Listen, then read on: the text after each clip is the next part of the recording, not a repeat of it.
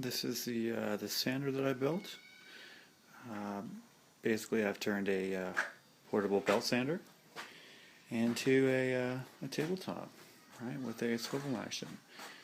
Here I have the mount put into place and raised up so I can get a full 90.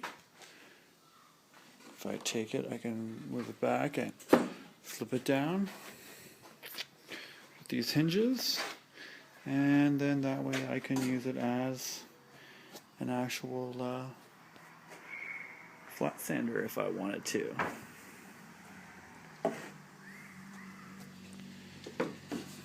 Give me a little bit more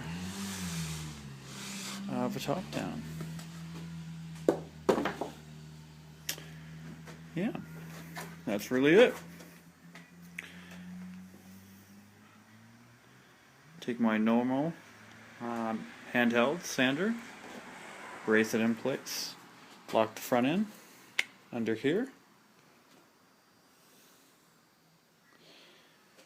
and create a cradle in the back to hold in the pressure. So they're actually pretty tight, and just